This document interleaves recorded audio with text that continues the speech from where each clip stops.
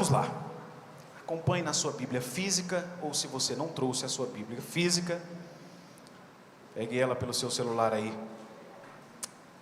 E diz assim a palavra de Deus: sabendo que não foi mediante coisas corruptíveis, como prata ou ouro, que fostes resgatados do vosso fútil procedimento, que vossos pais vos legaram, mas pelo precioso sangue, como de cordeiro sem defeito e sem mácula, o sangue de Jesus Cristo, conhecido com efeito antes da fundação do mundo, porém manifestado no fim dos tempos, por amor de vós, que por meio dele tendes fé em Deus, o qual o ressuscitou dentre os mortos e lhe deu glória, de sorte que a vossa fé e esperança estejam em Deus. Agora 1 João 1,7. 1 João 1, versículo 7, que diz assim: amados, não vos escrevo mandamento novo, senão mandamento antigo, o qual desde o princípio tiveste. Esse mandamento antigo é a palavra que ouvistes. Glória a Jesus. Agora, desculpa, eu li capítulo 2, versículo 7. Estou vendo que o negócio está saindo aqui, os irmãos me perdoem. Vamos voltar lá no capítulo 1, versículo 7. Se porém andarmos na luz, como ele na luz está, mantemos comunhão uns com os outros, e o sangue de Jesus, seu Filho, nos purifica de todo pecado. Agora, por fim, irmãos, Hebreus capítulo 12 e o versículo 22. Hebreus 12, versículo 22, que nos diz assim: mas tendes chegado ao monte Sião. Hebreus 12, gente, minha Bíblia, o que está acontecendo aqui? 12, 22, é isso mesmo. Mas tendes chegados ao monte Sião, e à cidade do Deus vivo, a Jerusalém celestial, e a incontáveis hostes de anjos, e a universal assembleia, e a igreja dos primogênitos arrolados nos céus, e a Deus, o juiz de todos, e aos espíritos dos justos aperfeiçoados, e a Jesus, o mediador da nova aliança, e ao sangue da aspersão, que fala das coisas superiores ao que fala o próprio Abel. Vamos ler esse versículo 24 mais uma vez. E tendes chegados a Jesus, o mediador da nova aliança, e ao sangue da aspersão, que fala coisas superiores ao que fala o próprio Abel.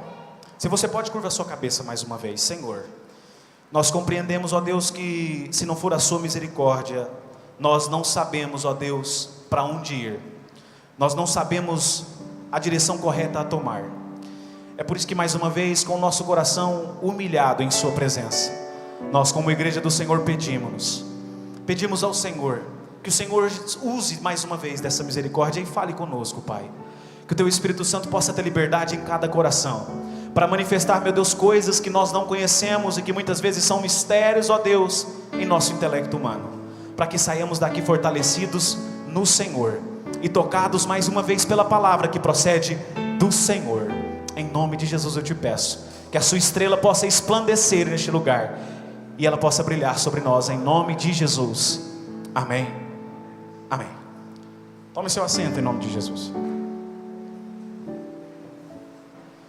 Irmãos, nós lemos aqui 3 textos da palavra de Deus, e os 3 textos que nós lemos falam sobre sangue do Cordeiro, o sangue de Jesus. E desde do livro do Gênesis, deixa só as crianças se organizarem aqui. Glória a Jesus, Deus abençoe. Correr aqui que no final eles têm um negócio para fazer aqui. Amém? Consigo, irmão. Trem movimento, minha atenção já vai longe. Mas olha aqui, desde o livro do Gênesis até o livro do Apocalipse, a Bíblia fala sobre sangue. O sangue está contido em quase todos os livros da Bíblia. E o interessante é que o sangue faz parte da história do povo de Deus. E por que faz parte da história do povo de Deus? Porque fala sobre redenção. Toda vez, irmã Rênia, que a Bíblia fala sobre sangue, remete-nos à redenção. O que é redenção? Redenção é redimir. Redimir é você pagar o preço de alguém. Na época de Jesus, e lá nos primórdios ainda, quando existia a figura do escravo, o escravo ele tinha um senhor. Para que aquele escravo fosse então liberto de alguém, ele precisava ser remido por outra pessoa. Eu precisava pagar um preço por aquele escravo, para que ele então fosse livre. O que acontecia também muitas vezes é que depois de um certo tempo que o escravo servia o seu senhor dava uma carta de liberdade, mas se ele optasse por ele mesmo ficar, a orelha dele era furada, e ele continuava servindo ao seu senhor até quando ele quisesse. Ele podia ir embora, mas ele escolheu ficar. Todas as vezes então que a Bíblia fala sobre sangue, está falando dessa figura de redimir. Alguém pagou um preço por nós, alguém nos libertou. E aqui é a figura do nosso Senhor Jesus Cristo, tanto o sacrifício pessoal que o nosso Deus fez em favor de toda a humanidade, mas também o sacrifício próprio que Cristo quis fazer, se entregou como cordeiro vivo. Deus fez o sacrifício de dar o seu Filho a todo aquele que crê, para que não pereça, mas tenha a vida eterna. Mas Cristo também, com a sua vontade própria, poderia ter rejeitado a cruz, mas resolveu derramar, aspergir o seu sangue sobre a cruz, e consequentemente esse sangue respinga sobre a minha e a sua vida até hoje, para que nós fôssemos redimidos e livres na esperança da vida eterna no Senhor Jesus. Toda essa figura então, desde lá do Antigo Testamento, que é prefigurada ao Cristo, e já no Novo Testamento ela é personificada em Cristo Jesus, aponta para a remissão dos pecados. Essa mesma epístola que nós acabamos de ler de Hebreus, no capítulo 9, o escritor aos Hebreus vai dizer que sem derramamento de sangue não há remissão, não há perdão de pecado. É por isso que, para que a humanidade tivesse a oportunidade de ser perdoada e consequentemente entrar e ingressar na vida eterna, nos portões celestiais, o sangue de Cristo, de um cordeiro imaculado, precisava ser derramado, para que o derramamento de sangue provocasse o perdão dos nossos pecados, para que alcançasse a gente e nos remisse dos nossos pecados. Lá no Antigo Testamento nós vemos que os sacrifícios eram feitos ali com cordeiros, e os cordeiros, como Deus havia dado a ordem para Moisés, deveria ser perfeito, não poderia ter nenhuma mancha no cordeiro, ele tinha que ser branquinho, não poderia ter nenhuma deficiência naquele cordeiro, ele tinha que ter no máximo uma idade específica de 1 ano, no máximo 2 anos, para que então, uma vez no ano, o sumo sacerdote imolasse ali o cordeiro no altar e ingressasse no Santo dos Santos, para que o perdão fosse concedido pelos pecados da nação de Israel. Essa imolação do cordeiro começou a acontecer na libertação do povo lá no Egito, e a gente lembra disso. A Páscoa começou naquele momento. A gente vê isso, a Páscoa sendo instituída em Êxodo capítulo 12, quando Deus institui: Moisés, você vai separar um cordeiro por família, e cada família deve matar o cordeiro e passar o sangue nos umbrais da sua porta, para que quando o meu anjo, o anjo que eu enviar, tirando a vida de todos os primogênitos no Egito, passe pela casa de vocês, passar, é daí que vem Páscoa, né? Passe pela casa de vocês, e os filhos, a família de vocês, estejam guardadas pela marca do sangue que houver na porta de vocês. Então o sangue fala sobre expiação, sobre redenção, sobre remissão. E desde lá, desde o livro do Gênesis, antes ainda da instituição da Páscoa, isso tudo apontava para Cristo, o nosso Senhor Jesus, com o seu sangue. E existem 3 verdades que eu quero ser rápido aqui para explorar com os irmãos nesse texto. Cada verdade está em um desses textos que nós lemos. A primeira verdade nos fala sobre o valor do sangue de Jesus. Pedro vai nos dizer que o valor do sangue de Jesus é um valor incomparável. É um valor incomparável.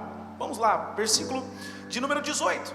Pedro diz assim: ora, sabendo que não foi mediante coisas corruptíveis, como prata ou ouro, que fostes resgatados do vosso fútil procedimento, que vossos pais vos legaram, mas foi pelo precioso sangue, como de cordeiro sem defeito e sem mácula, o sangue de Cristo.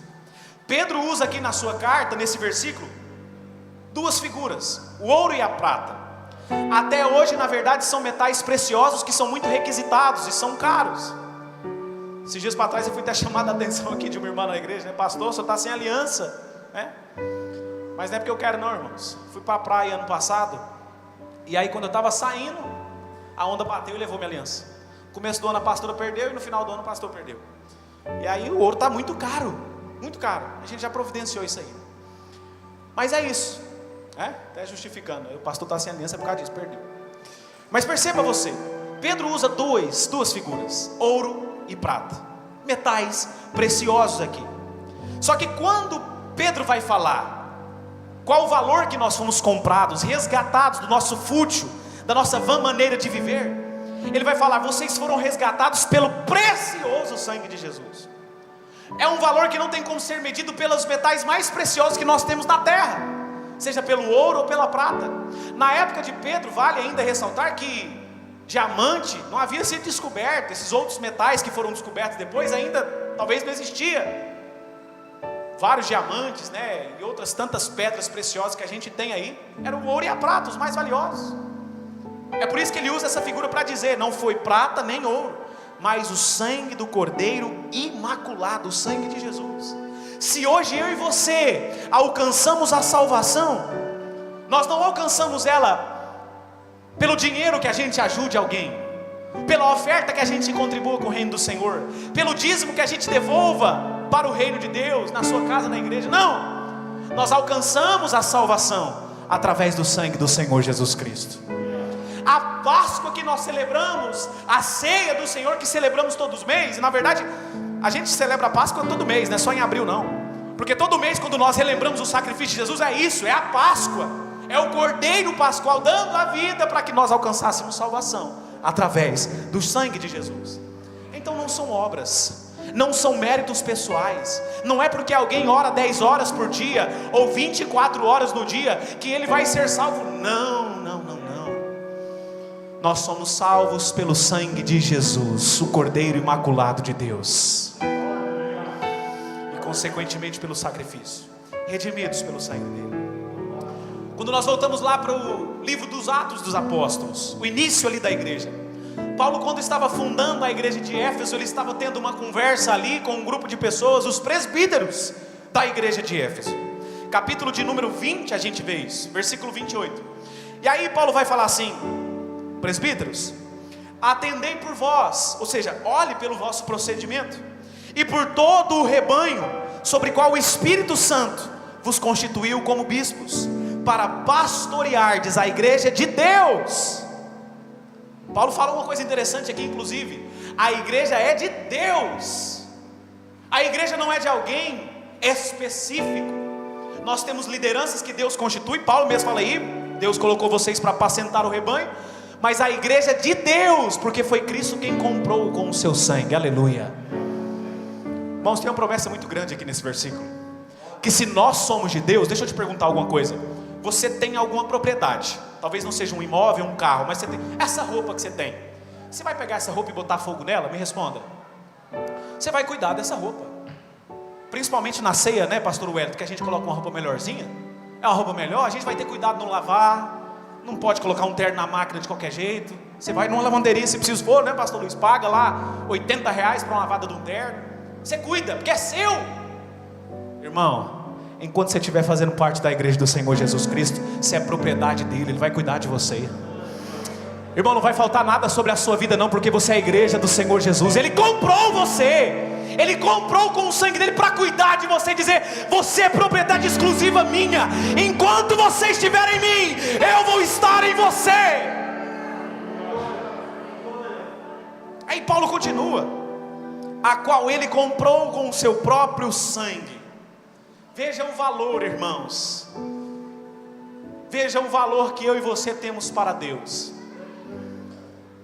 Hoje eu conversava com uma pessoa e ela relatava alguns fatos que vem acontecendo, ela se sentindo fraca por causa desses fatos. Eu falo: pastor, eu não me vejo nem mais digno de estar na igreja. Isso é um pensamento maligno. Isso é um pensamento maligno. Será que eu realmente tenho um valor para Deus? Porque eu tenho errado tanto, por mais que eu tente contra mim mesmo, mais eu perco, mais eu erre. Quase igual o apóstolo Paulo, tem tentado não fazer esse mal, mas tem feito ele todo dia. Eu falei: irmão, isso é alguém está soprando isso, e eu sei quem é, Satanás nos seus ouvidos, para que você fuja da presença de Deus. Você tem um valor insondável, e o sangue de Jesus, com esse valor incomparável, comprou, e para dizer para você: meu filho, eu resgatei para dizer para você, você é meu, você é minha propriedade. Eu tenho amor por você, eu tenho um sentimento por você, eu amo você, minha igreja, minha noiva. Aleluia, aleluia, irmãos. Nós temos um valor muito grande, porque não foi nem com prata, nem com ouro, mas com o sangue do Filho de Deus. Aleluia, aleluia. Segundo lugar, o valor do sangue de Jesus é um valor indispensável. Pedro vai dizer assim, que o sangue de Jesus, ele é precioso, e foi esse sangue que nos resgatou. Mas olha, em Hebreus 9, versículo 22, como eu citava agora há pouco, o escritor faz questão de nos relembrar: sem derramamento de sangue não há remissão, não há perdão de pecados. Nesse mesmo capítulo de número 9, nós vamos ver que esse escritor vai escrever versículos à frente, dizendo que essa remissão que nós precisávamos, esse perdão que nós precisávamos, o sangue de um cordeiro, um sangue de uma vaca, um sangue de qualquer animal, não era suficiente. Era um sacrifício falível, era um sacrifício passageiro, até porque todo ano a mesma situação. Chegou num tempo que a coisa lá em Israel ficou tão bagunçada, que em todos os momentos eles estavam começando a sacrificar e entregando cordeiro de qualquer jeito. A gente vai lá para o livro de Malaquias, isso estava acontecendo. O povo estava levando o cordeiro manco, sem perna. Vocês estão trazendo de qualquer jeito. O culto tinha perdido valor, porque era algo que tinha que fazer rotineiramente, e eles perderam. Era um sacrifício infalível. Aí o escritor aos Hebreus vai dizer assim, nós não somos perdoados de nossos pecados, não somos remidos, não pelo sangue de bodes, nem por bezerros, mas pelo próprio sangue do Senhor Jesus, que entrou uma vez por todas. O sumo sacerdote entrava todo ano, uma vez por ano, no Santo dos Santos, além do véu. Hebreus aqui, o escritor está falando que entrou de uma vez por todas, havendo efetuada uma eterna redenção. Não é preciso mais fazer sacrifício, não é preciso mais nós pagarmos um preço que Cristo já pagou. Sabe o que Satanás quer que você pense a cada dia, irmão? É que em primeiro lugar você não é digno da presença de Deus, que pelos seus muitos erros você não pode estar na presença de Deus, você não pode participar do corpo e do sangue do Senhor. Satanás quer que você pense isso. Quantas pessoas hoje acham que pelas suas próprias obras meritocráticas, palavra que trava a língua da gente, né, irmão? Elas vão alcançar a redenção, vão alcançar algum tipo de milagre, vão alcançar algum tipo de perdão. Quantas vezes eu já vi alguém, você já viu também, talvez já foi televisionado, alguém indo de joelho daqui de Goiânia para Trindade. Não, preciso, cumprindo algum tipo de penitência. O povo de Deus não precisa isso, porque Cristo já fez ali na cruz do Calvário por mim e por você. Ele já fez. O valor desse sangue, ele é indispensável. E Deus, com toda a sua grandiosidade, sendo Deus, Ele não viu outro meio a não ser entregar o seu próprio Filho para morrer por mim e você. Uma curiosidade para você: a Bíblia vai trazer mais de 400 vezes a palavra sangue. Aí eu deixo para você pensar. Hoje de manhã eu falava sobre isso. Hoje tem sido pregado muito amor, muito etc, etc, e as pessoas acabam se esquecendo que Deus também é justiça e traz juízo.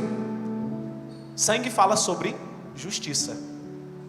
A Bíblia fala mais de 400 vezes. Aí eu deixo você pensar se Deus, Ele não traz o juízo sobre aqueles que se rebelam contra Ele. Mas percebam isso aqui. Mais de 400 vezes. A primeira vez lá em Gênesis, capítulo 3, quando foi ali a morte, que Deus mata um animal para vestir a nudez de Adão e de Eva. Ali é a primeira vez que fala sobre sangue. E a última vez, no último capítulo da Bíblia, capítulo de número 22 do livro do Apocalipse. A gente tem 66 livros na Bíblia, e desses 66, 43 falam sobre sangue. Ou seja, mais da metade da Bíblia fala sobre sangue.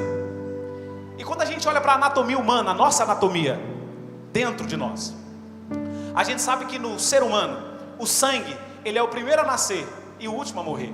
É o sangue. É uma curiosidade interessante que fala sobre isso aqui. E quando a gente volta lá no livro do Gênesis, a gente vê essa questão da primeira vez em que a palavra de Deus fala sobre sangue. Eles precisavam ser vestidos. O pecado, irmãos, traz nudez. O pecado traz exposição. O pecado faz a gente ficar envergonhado.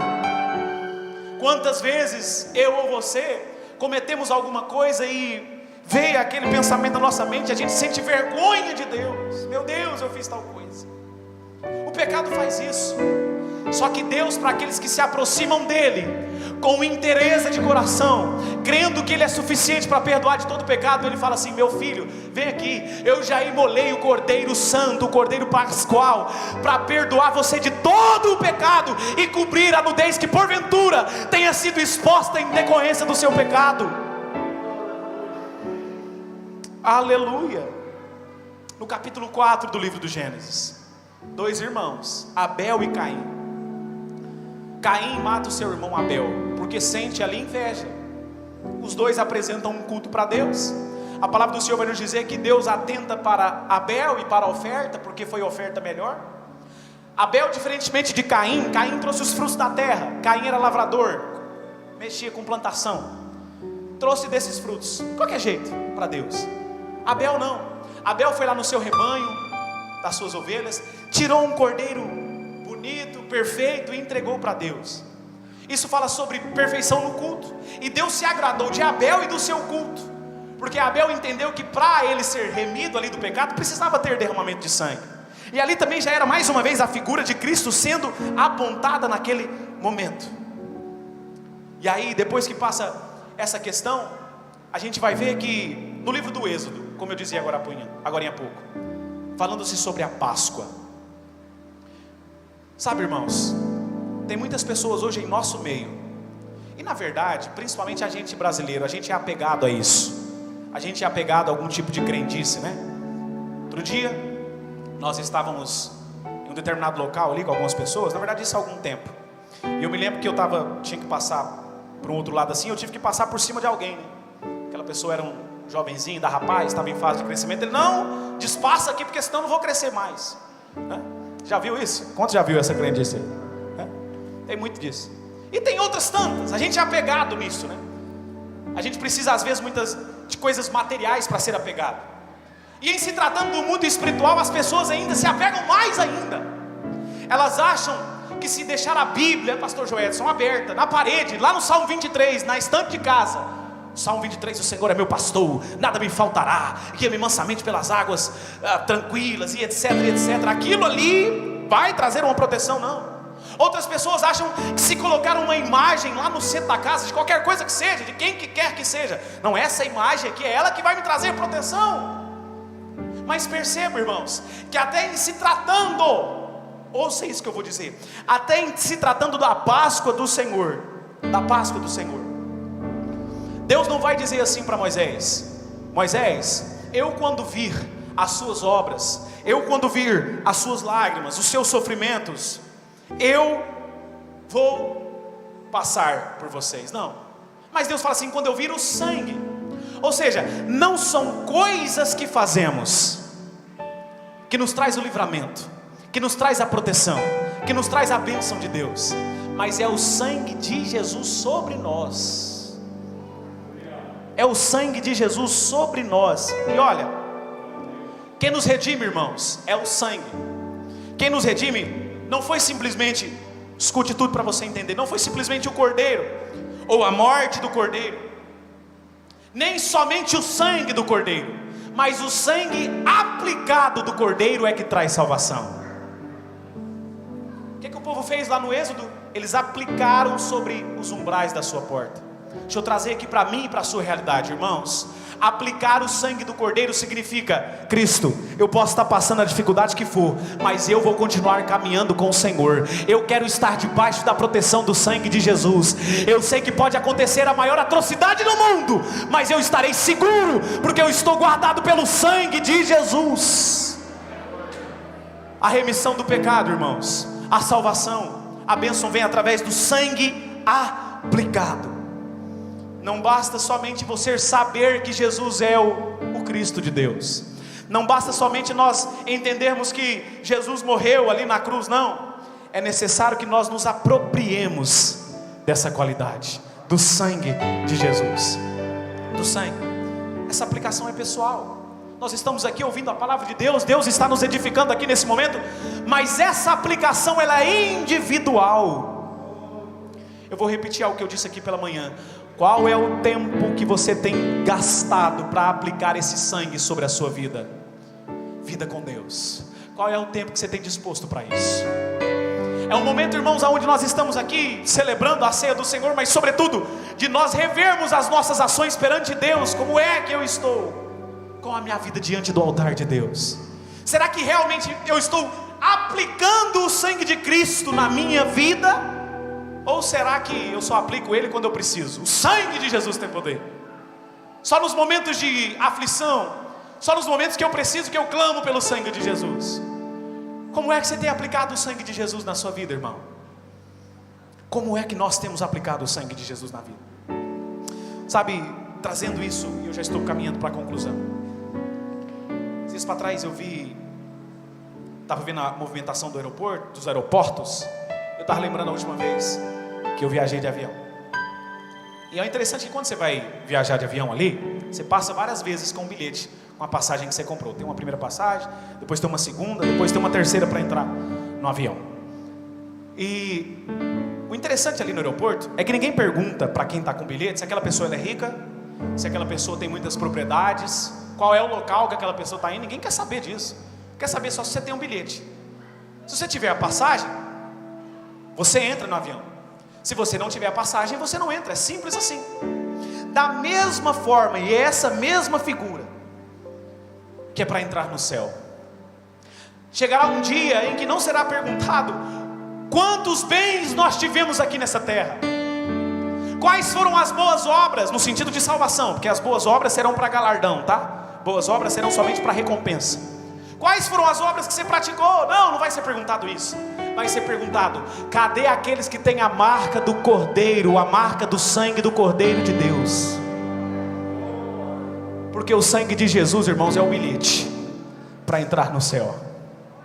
O sangue de Jesus é o bilhete. Quando a gente vai lá para o livro do Apocalipse, capítulo de número 7, João, na visão dele, está ali conversando com um ancião. E de repente ali no céu, irmã Cris, houve um alvoroço muito grande, um barulho muito grande. E um ancião conversando com o João na visão já sabia o que estava acontecendo, mas pergunta para João: João, o que está acontecendo aí? Que barulho é esse? Quem é esse povo que está marchando aqui rumo para o céu? Aí João fala: não sei. O ancião continua: quem são esses que estão caminhando, marchando, com vestes brancas? Com vestes brancas, não sei. Aí o mesmo ancião vai responder para João: esses, aleluia, são aqueles que lavaram as suas vestes do sangue de Jesus. Esses são aqueles que alvejaram as suas vestes no sangue precioso de Jesus. É a igreja de Cristo que vai parar o universo com um acontecimento mais glorioso, a entrada triunfante nas mansões celestiais.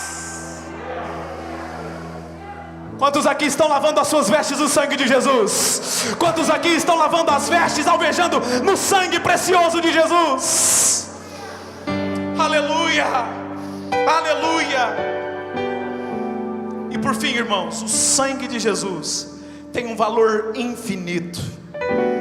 Perceba comigo, Apocalipse capítulo 13, versículo 8, nos vai dizer que Cristo foi morto antes da fundação do mundo. Como assim? É lógico que em termos de linha histórica, em termos de linha cronológica, houve um dia específico. em que Cristo morreu na Páscoa, lá em Jerusalém, em um ano determinado. Mas o que Apocalipse está nos falando aqui, João escrevendo a carta com a visão que Jesus deu para ele, é que antes da fundação do mundo, Cristo já havia preparado o cordeiro dele, para que nós pudéssemos ter acesso à vida eterna. O plano de Deus, aleluia, não é que nenhum de nós nos percamos pelo caminho, mas é que todos nós mantemos acesa, ou mantemos as nossas vestes lavadas no sangue dele. E eu te pergunto uma vez aqui, as nossas vestes, irmãos, essas aqui, a gente lava, né, quando precisa. E precisa, a gente usou, sujou, a gente lava. Tem gente aí que usa várias vezes a mesma roupa, né?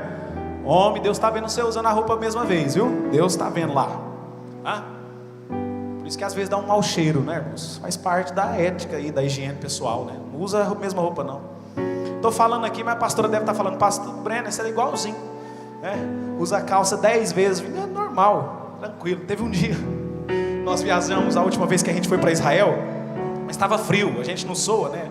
As roupas quase não sujam, Laís. E teve um dia lá que o pessoal começou a pegar no meu pé. Rapaz, essa calça vai andar sozinha, porque eu só usava ela. Foi 15 dias usando a mesma calça, mas não estava limpo, irmão, não estava suja. Qual o problema disso? Mas enfim, diferentemente dessas nossas vestes físicas aqui que a gente usa, as vestes espirituais, ela é lavada uma vez, só que ela deve permanecer mergulhada. Sabe quando uma roupa está muito suja e você precisa deixar de molho, às vezes tem que deixar coarando? Eu não sou especialista em lavar roupa não, mas você coloca no sol, coloca uma que boa, as mulheres vão saber muito bem do que eu estou falando isso aqui. Assim devem ser as nossas vestes espirituais, mergulhadas no sangue de Jesus. Isso aqui fala de ter constância na vida com Deus. Constância na vida com Deus.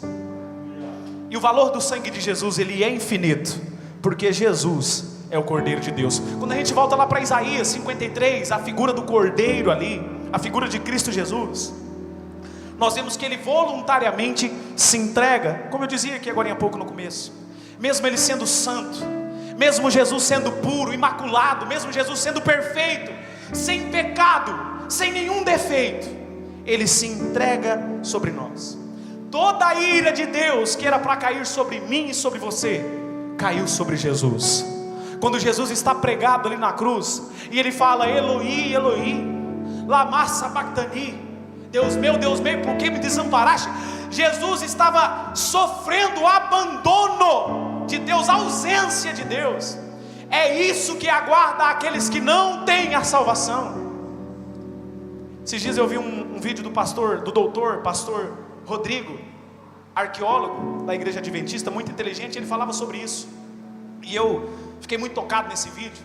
E ali ele falava, eu imagino que naquele dia, quando Deus tirar da sua presença aqueles que não lavaram as suas vestes no sangue de Jesus, eu creio que Jesus vai olhar e vai verter uma lágrima, por compaixão daquelas almas, porque ele vai dizer, eu sofri por você, eu sofri esse abandono que você vai sofrer na eternidade, eu já tinha pagado ele lá na cruz.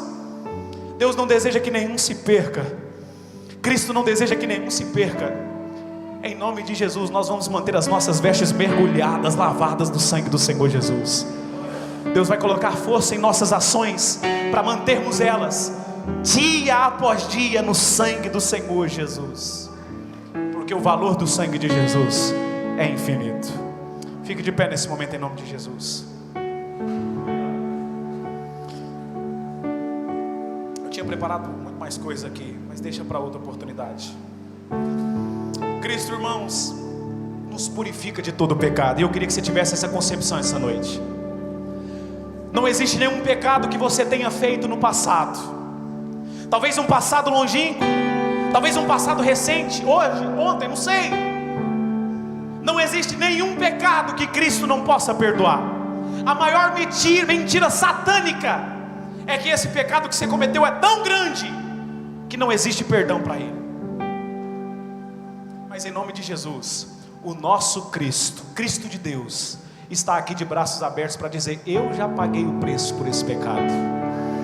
Você pode entrar com certeza na minha presença, sabendo que eu não rejeito, eu não lançarei você fora da minha presença, eu não condenarei você, eu não acusarei você, porque eu já levei o peso do pecado que recairia sobre você. Paulo em Romanos capítulo 8 vai dizer: quem intentará acusação contra os escolhidos de Deus?